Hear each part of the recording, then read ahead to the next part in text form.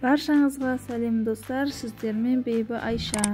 Бүгін сіздерге палау пісіру рецебін ұсынамын. Өте дәмді болып шығады, сіздерге де жасап көруге кеңес беремін.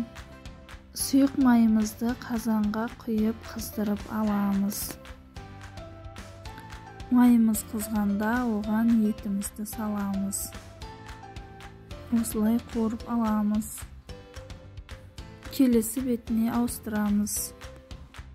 Етіміздің екі жағында қызарғанша қуырып аламыз.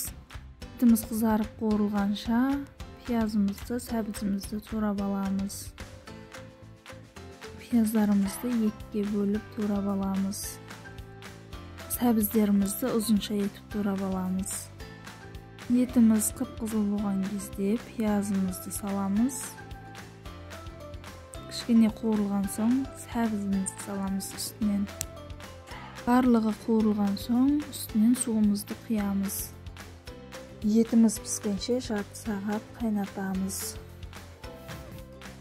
Етіміз піскен соң оның үстінен күрішімізді салып, үстіне тұзын салып, күріш батқанша су құямыз. Су тартылғанша жай отта қайнатамыз. Достар, каналыма жазылып, қоңыраушаны басуды ұмытпаңыздар. Лайк басып, комментарий жазыңыздар. Барлық суын тартқан соң беткі бөлігін кепкірмен айналдырып аламыз. Астын баяу отқа қоямыз. Қақпағын жауып, беткі бөлігін буына пісіреміз. Күрішіміздің бетіне салапан қоюға да болады. Күріштеріміздің ортасын қасықпен қозғап қоямыз. Сонымен біздің палау дайын болды.